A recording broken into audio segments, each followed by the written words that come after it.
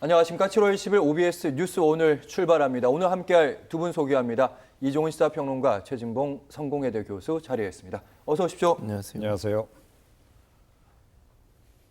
이재명 당대표의 출마 얘기는 후반부에 좀 더 나눠보도록 하겠고요. 먼저 국민의힘 전당대회부터 얘기해보도록 하겠습니다. 첫 TV 토론회 어제 보신 분들도 계실 텐데 쟁점, 한동훈 당시 비대위원장의 사천 의혹, 비례대표 부분이죠. 그리고 김 여사 문자 논란이 있었습니다. 내 후보 발언 먼저 듣고 오시죠. 본인이 제기하신 것이고 본인이 정확하게 제가 가족을 동원해서 공천 개입했다고 말씀하셨잖아요. 제발 전당대회 다툼을 이제라도 일단 중단하고 좀 정책과 비전 그리고 이것을 해낼 수 있는 능력에 대해서 사실과 다르다고 봅니다. 아니 여사의 문자는 분명히 우리가 아무리 읽어봐도 이건 사과의 뜻이 있는 겁니다. 김건희 여사 문자에 관해서도 한번 보십시오. 만약에 100% 내 책임이라면 당연히 응당 사과하셨어야 되거든요. 네, 어제 TV 토론 보신 분들 어떻게 보셨는지 궁금합니다.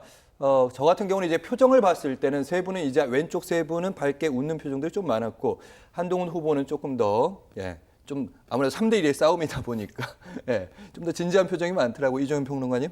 그럼에도 불구하고 모두가 패자였다라고 저는 생각합니다. 4명 다. 그러니까 여당 지금 당대표 지금 이 전당대회라고 한다면 나름은 좀 격은 좀 있어야 되지 않을까 이런 생각이 좀 들기도 하고요. 또 뭐 원희룡 후보가 이제 얘기하긴 했습니다만 뭐 비전이라든가 정책이라든가 지금 뭐 워낙 또 이 국가적으로도 뭐 중대한 그 전환기이기도 하기 때문에 그런 얘기들을 좀 더 많이 하고 그랬으면 좋았을 텐데, 그러니까 결국 뭐 네거티브전 위주로 이렇게 흘러갈 수밖에 없는 이제 이런 상황.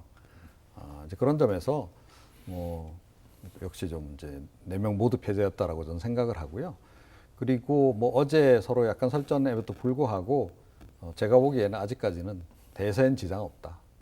이렇게 생각합니다. 거대한 분위기는 지장 없다. 네. 구체적으로 이제 한 사람 한 사람 어떤 TV 토론을 했는지는 잠시 후에 좀 더 들어보도록 하겠고요.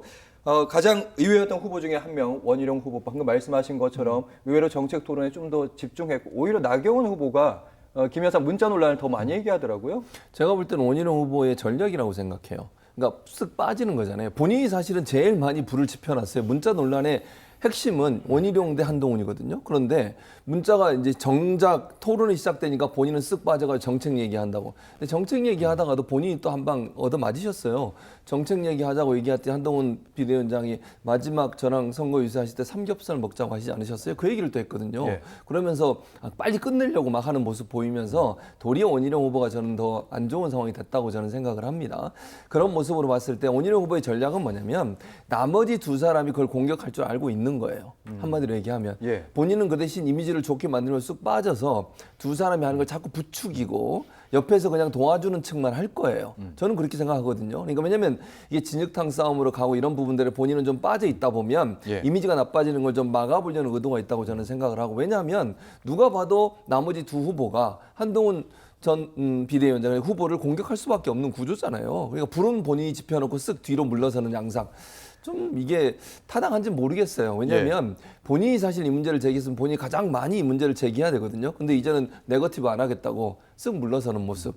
이 모습이 저는 전략적으로는 본인이 그게 좋다고 생각했는지 모르지만 일반 국민들이나 당원들 볼 때는 좀 비겁하게 보이지 않았을까, 개인적으로 그런 느낌을 받았습니다. 네.